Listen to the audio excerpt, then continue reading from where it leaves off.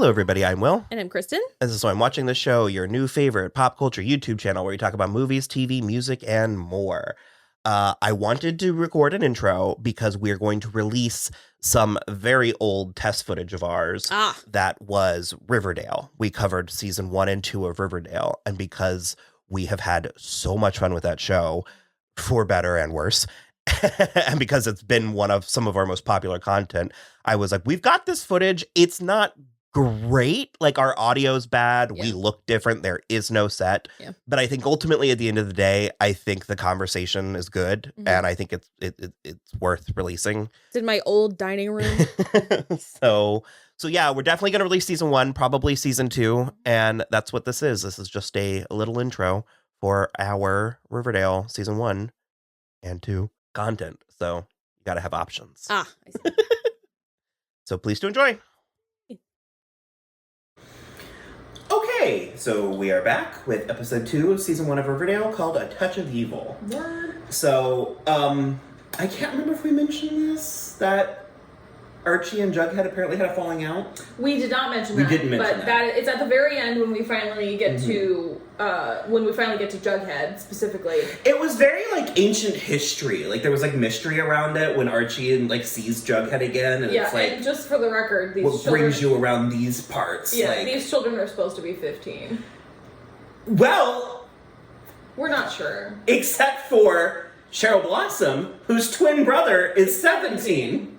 But they're sophomores. That's too old. But he was having sophomores. No, but he was.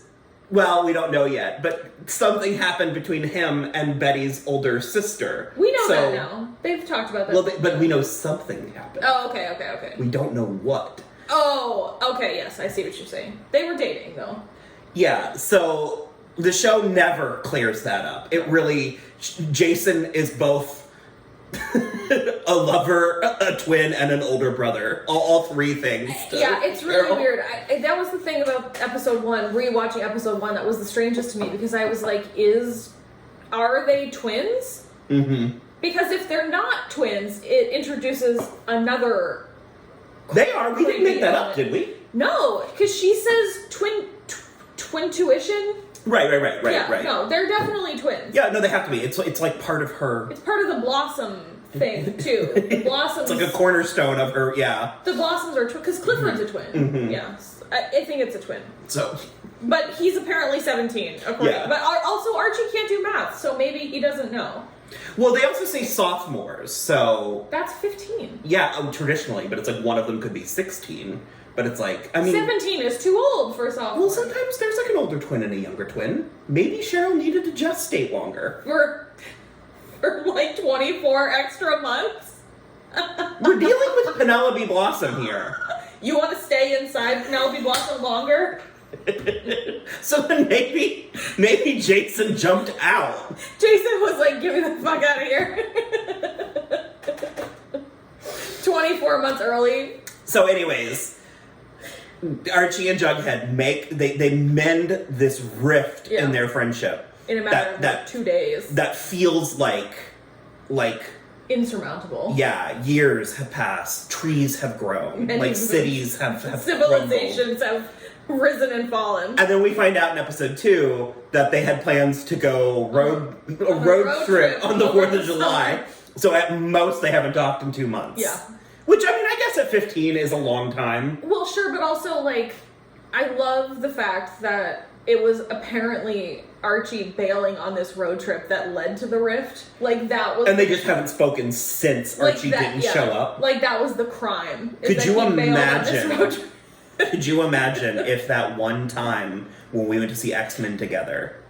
And I didn't... And you waited outside of the theater, and I waited inside the theater, and we never spoke again. That was it, if that was the last straw. You bailed on me for X-Men in 2000. That was 20 years ago, almost to the day, I think. That would be hilarious if we had never spoken since then. It's apt. That is an apt comparison. It is. It definitely is. So, okay. So we did technically meet Reggie and Moose in the first episode, but we get a little bit more from both of them in this one. And also, we meet Chuck? Did they say his name? He's there. I don't think they said his name, but he is there. And that was wild, because I like barely remembered him from the future. They could have, not unlike the Pussycats, they could have kept him around and used him better and differently. In case you're wondering, there's a common denominator. There is. Betwixt the two. I don't want... We're not there yet. Yeah, I don't want to do it. I don't want to do that. We'll get into it. We're all in an angry place right now. We'll get there. We'll get there when we can speak calm. But I'm frustrated Moose isn't on this show more. Because I like Moose in this episode. And I like him... I had forgotten that I didn't make that up. Like, I'm so used to shipping things and, like, fan fiction and all that stuff that I forgot that it's all text. No, it's in there. The show. And especially, I think what's interesting in this episode is that Moose is pursuing Kevin. Mm-hmm. It's not the other way around. Kevin even specifically is like, stick to girls. Tells it to him. Which is funny to me. It is really interesting. It's like, I think it's an aspect of a presumably, ostensibly straight guy and a gay guy relationship on a teen soap that we haven't seen before. Where the straight guy is like, it's certainly not old do hat. this. Yeah. I mean, it is common in reality. Yes, but I feel not, like we don't see it a lot on TV. I mean, this and the other two.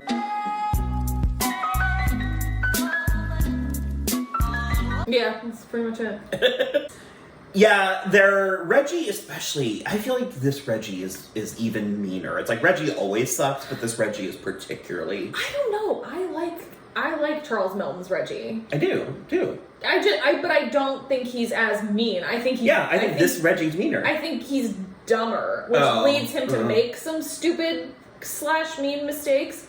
But I think this Reggie is definitely... He was, like, so aggressive. The scene where they're in the student lounge. Yeah, and he's, like, picking on Jughead. And Jughead, like, seemingly has no care in the world about it either until he insinuates that Jughead might have done something to Jason's body after he apparently... Well, he proposes that a weirdo might have killed Jason. And he said, did you do any weird shit to the body when you were done? And Jughead's like, that would be necrophilia. Can you spell it? Which is a hilarious part. No, it is. And then Reggie's like, boom! Yeah. Like, Reggie's like, oh, God.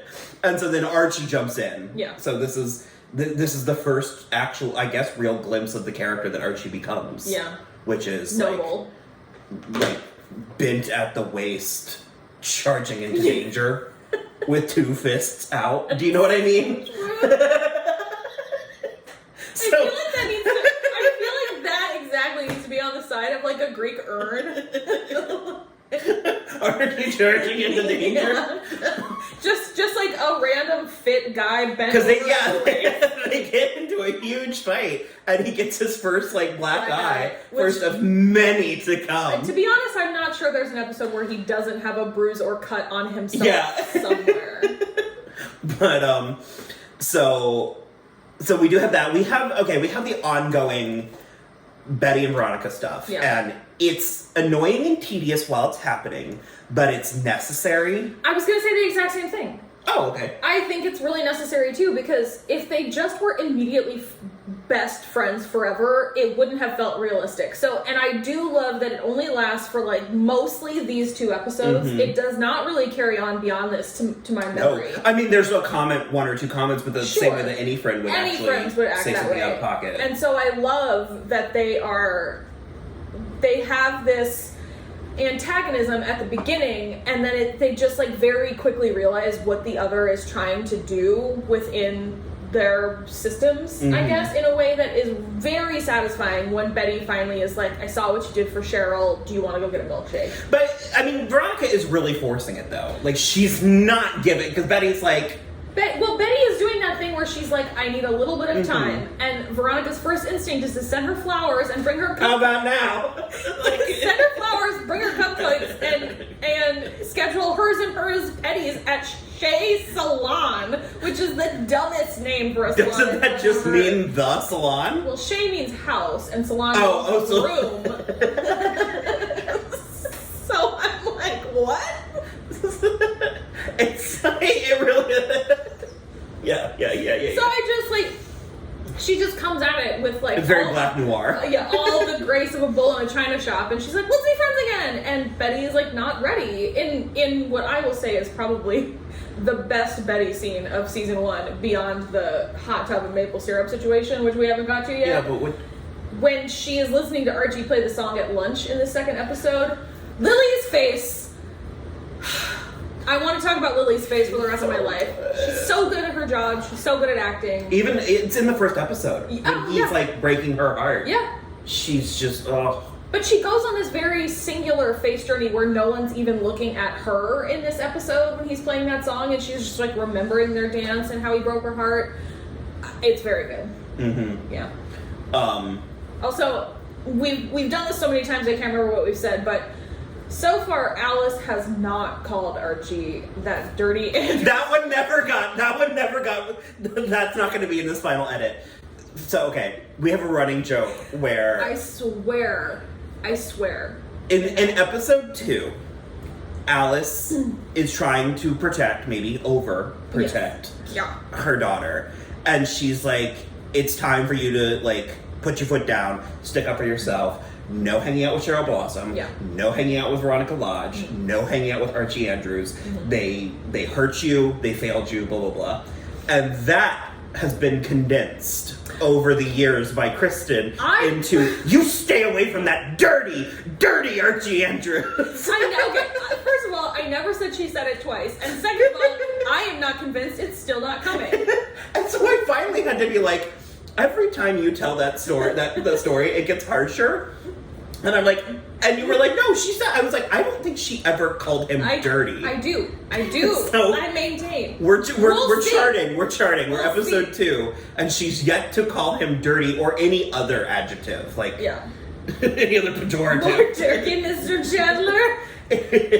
But so speaking of good acting and Betty Cooper, she gets a lot of. There are several. Most of the people on this show are good. Yeah. Some of the people on the show are great, and a handful of them are fucking fantastic. Yeah. And I think one of them that doesn't quite get credit is Madeline Petch as Cheryl Blossom. Yeah. Because she's very consistent as Cheryl Blossom. She's very consistent, but she's also the character is so overblown that, like, I don't think people understand the performance. The level of talent it takes to deliver lines like, "No, you ghoul," with a straight closet monster. Yeah, to deliver lines like that with sincerity is difficult. The season, it might as well be. It could have been an entire season. The scene with her doing Betty's makeup. Oh my god. It is it is all about Eve. Yeah. Mm-hmm. It is Showgirls. It is. She gets so in her face. She straddles her. Yeah. And she's so like, Madeline is steely. Yeah. And she's like, "Well, what about Polly? Yeah. What about this? And Lily. And what are your parents saying?" But at first you're like really into it. You're like, "Oh wow, you know, they're friends. Look at Betty choosing, you know, finding someone to replace Veronica." Sure, immediately. Yeah, and it turns so sinister in a way that, like, we love this whole show. Mm-hmm. We're not one of the people who are like, "It used to be good and now it's bad." We're not that way about it. Ups and downs, ebbs and flows. Yeah. But the way that season 1 in particular threatens you randomly with something that feels sinister. Mm-hmm. Sinister is slightly different than bad or wrong or creepy. Yeah.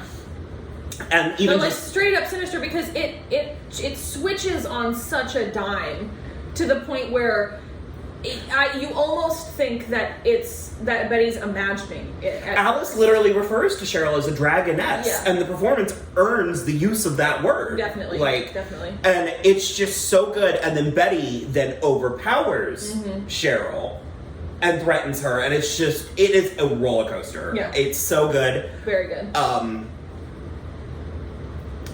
I guess the point of the scene was that because somebody shot Jason, Cheryl's just kind of going through She thinks it's Betty's sister Polly. Yeah. Because something happened with and now Polly's in a ward of some sort.